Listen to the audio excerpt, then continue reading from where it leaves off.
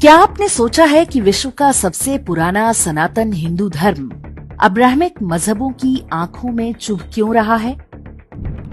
क्या कारण है कि वो इसे समूल नष्ट करना चाहते हैं?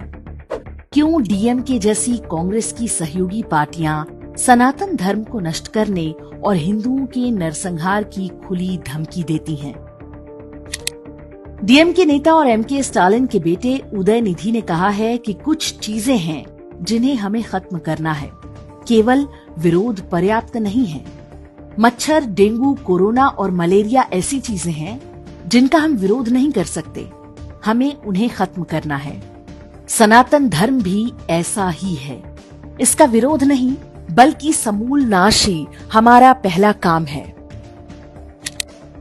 डीएमके हो या कांग्रेस, ऐसी सभी राजनीतिक पार्टियों की सनातन धर्म से घृणा उनके इतिहास में छिपी है। वर्ष 1917 में मद्रास प्रेसिडेंसी में जस्टिस पार्टी का गठन हुआ था। इसने अलग द्रविड़ाडु देश की मांग करनी आरंभ कर दी।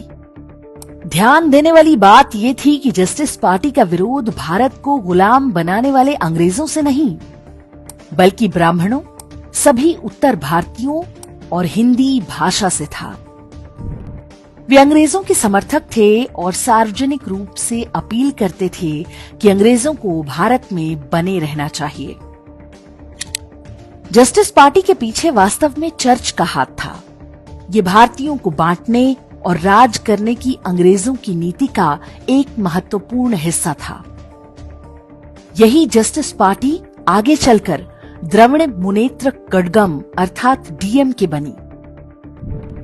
आज भी इस पार्टी के सदस्य समय समय पर अलगाववादी बयान देते रहते हैं। तमिलनाडु भाजपा के अध्यक्ष के अन्नामलाई ने कुछ समय पहले डीएमके के इसी काले इतिहास की चर्चा सार्वजनिक रूप से कर दी थी। தமிழ்நாட்டினுடைய அரசியலுக்கு சாபக்கேடு நீங்க ஈஸ்ட் இந்தியா கம்பெனியோடு கொஞ்சி குலாவி உங்களுடைய மூதாதையர்கள் ஈஸ்ட் இந்தியா கம்பெனியோடு கொஞ்சி குலாவலியா உங்களுடைய மூதாதையர் பார்ட்டி என்று சொல்லக்கூடிய ஜஸ்டிஸ் பார்ட்டிக்கும் ஈஸ்ட் இந்தியா கம்பெனிக்கு எந்த விதமான தொடர்பும் இல்லையா? 1941 நீங்க சுதந்திரத்தை பத்தி என்ன பேசுனீங்க? சுதந்திரம் வேண்டாம் என்று நீங்கள் பேசவில்லையா? அந்த கட்சியினுடைய வழித்தோன்றலாக வந்து அமர்ந்து விட்டு என்னை பார்த்து அந்த வார்த்தையை பயன்படுத்துவதற்கு உங்களுக்கு என்ன அருகதை இருக்கு? அது திமுக யாருக்கும் அந்த அருகதை கிடையாது. உங்களுக்கும் ஈஸ்ட் இந்தியா கம்பெனிக்கும் இருக்கக்கூடிய தொடர்பு தமிழக மக்களுக்கே தெரியும். ஜஸ்டிஸ் கட்சி ஆரம்பிச்சதிலிருந்து திராவிடர் கழகத்திலிருந்து ஈஸ்ட் இந்தியா कंपनी கூட எந்த விதமான ரிலேशनशिप நீங்க வச்சுக்கலையா? अब बात भारत को स्वतंत्र कराने का दावा करने वाली कांग्रेस और डीएमके के रिश्तों की। वर्ष 1991 में जब राजीव गांधी की हत्या हुई तो जांच में डीएमके की भूमिका स्पष्ट रूप से सामने आई। कांग्रेस ने इंद्र कुमार गुजराल सरकार से समर्थन इसलिए वापस ले लिया था क्योंकि डीएमके भी उस गठबंधन में शामिल थी। वर्ष 2004 तक कांग्रेस पार्टी डीएमके की कट्टर विरोधी रही, लेकिन जैसे ही सोनिया गांधी की पकड़ कांग्रेस पार्टी पर मजबूत हुई, उसने इस नीति को बदलकर डीएमके के साथ गठबंधन कर लिया। अर्थात सोनिया गांधी ने अपने ही पति राजीव गांधी की हत्या के आरोपियों के साथ हाथ मिला लिया। ऐसा लगता है कि कांग्रेस और डीएमके के इस गठबंधन के पीछे असली उद्देश्य सनातन धर्म का सर्वनाश करना ही था।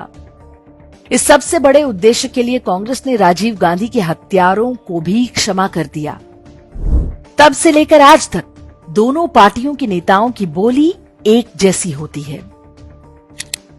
जनवरी 2022 में तमिलनाडु कांग्रेस के अध्यक्ष केएस अड़गिरी ने कहा था, The destruction of Sanatan Dharma is a part of the political program of the Congress Party's alliance with DMK in Tamil Nadu। अर्थात सनातन धर्म का सर्वनाश तमिलनाडु में कांग्रेस पार्टी और डीएमके के गठबंधन के राजनीतिक कार्यक्रम का हिस्सा है।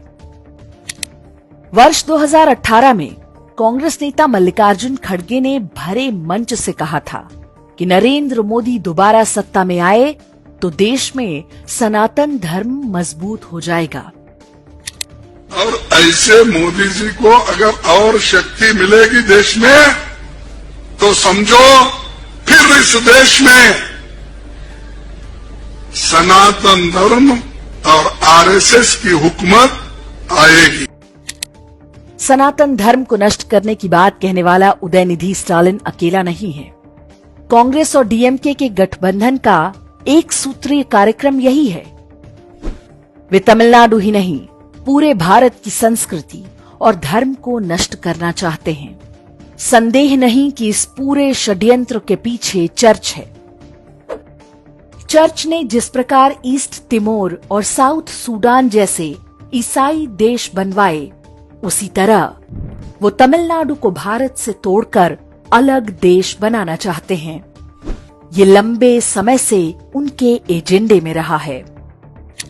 इस गठबंधन को समझना आवश्यक है ताकि हम अपनी और अपनी आने वाली पीढ़ियों को इन आक्रमणकारियों से बचा सकें।